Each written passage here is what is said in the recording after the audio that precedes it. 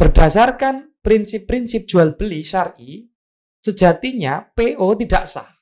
Kenapa? Karena salah satu syarat utama jual beli, ya, rukun jual beli adalah adanya barang yang diperjualbelikan. Tetapi karena ada hajat yang mendesak,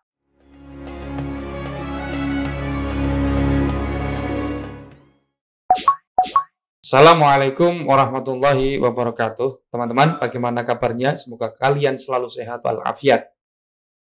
Teman-teman, salah satu dari sumber hukum Islam adalah istihsan.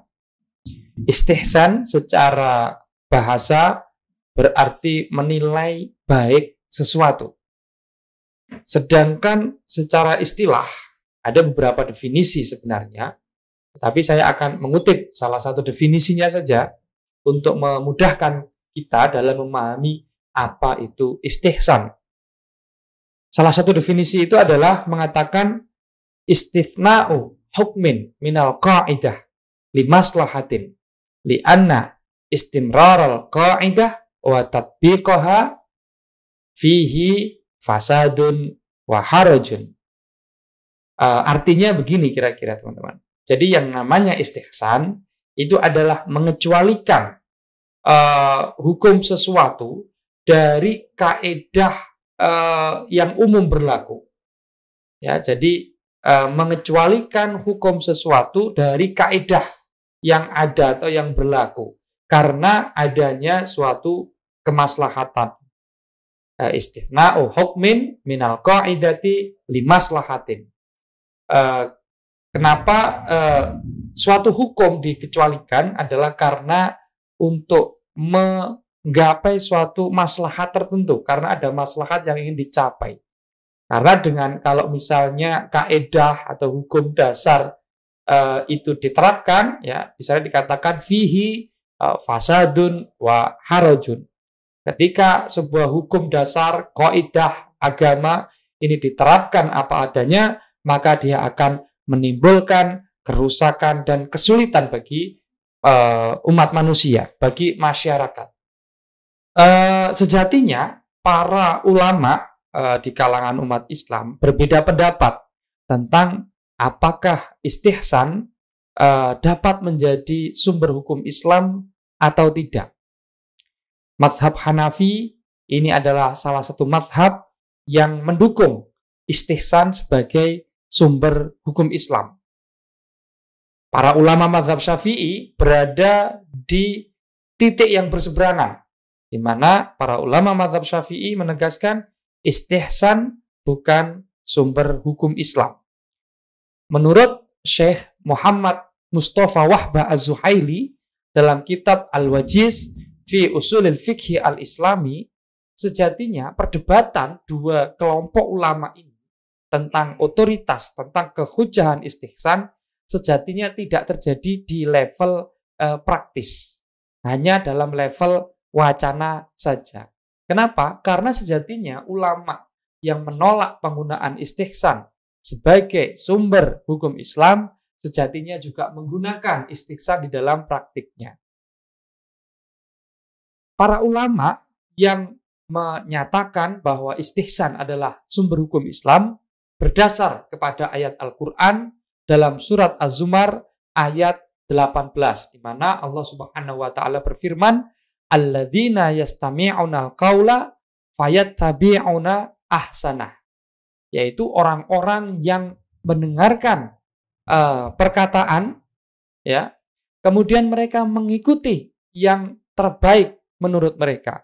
Fayattabi'una ahsanah, mereka mengikuti yang baik, yang paling baik menurut mereka.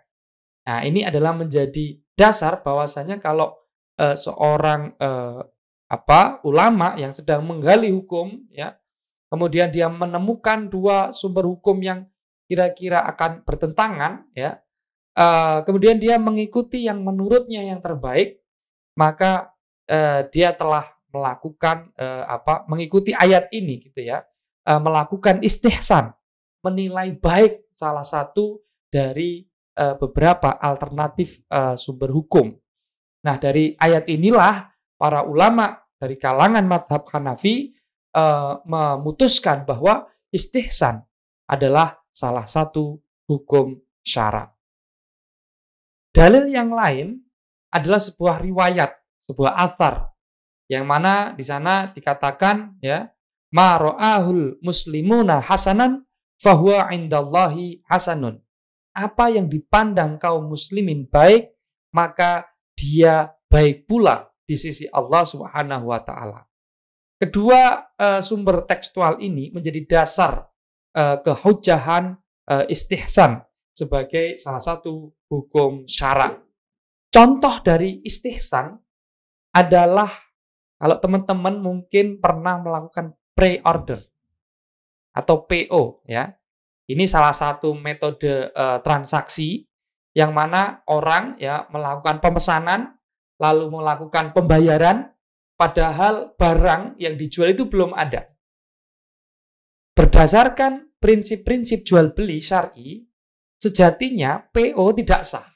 Kenapa? Karena salah satu syarat utama jual beli ya, rukun jual beli adalah adanya barang yang diperjualbelikan. Kalau tidak ada ya barangnya, maka jual beli dianggap tidak sah.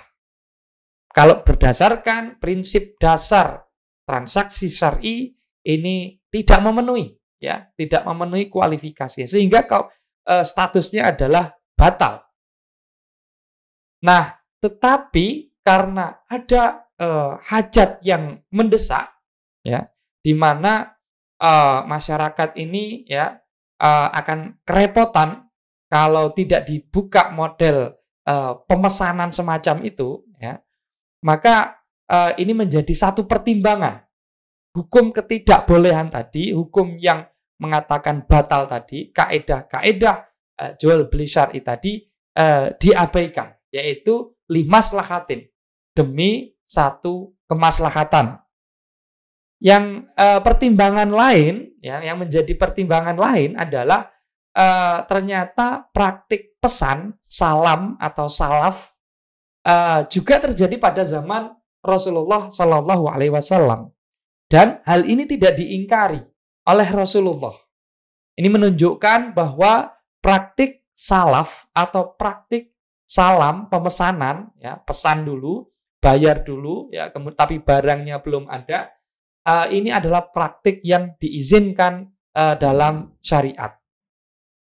Dalam kasus pre-order, seorang pembeli, ya, mereka menghubungi penjual, lalu melakukan pemesanan dan dia mentransfer uang, ya, memberikan biaya pembelian. Lalu kemudian setelah barang jadi di tangan penjual, baru dikirimkan kepada calon pembeli tadi. Nah, ini berdasarkan kaidah prinsip dasar dalam transaksi jual beli syar'i, hukumnya adalah batal, tidak sah. Tetapi berdasarkan pertimbangan hajat, berdasarkan praktik yang terjadi pada zaman Nabi, ya, maka praktik ini menjadi sah dan diperbolehkan. Ada dua sumber hukum yang digunakan di sana. Yang pertama adalah prinsip-prinsip jual beli, ya, hukum-hukum dasar jual beli. Yang kedua adalah pertimbangan kemaslahatan.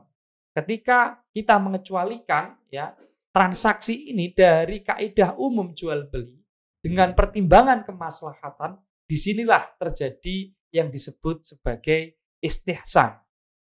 Sebagian ulama menyebutnya sebagai al-istihsan bid-darurah, bil hajah, bil maslahah. Ada juga yang mengkategorikan praktik pre-order ini atau pemesanan semacam ini, ya, sebagai al-istihsan bin nas, karena di zaman Nabi, ya, sudah pernah terjadi di mana praktik itu kalau ditelaah sejatinya bertentangan dengan prinsip-prinsip jual beli, tetapi diizinkan. Ya. Alasannya karena tadi karena ada kemaslahatan di sana. Demikian teman-teman penjelasan singkat tentang istihsan. Semoga menambah wawasan kita semuanya dan bermanfaat bagi kehidupan kita. Wallahul muwaffiq. Wassalamualaikum warahmatullahi wabarakatuh.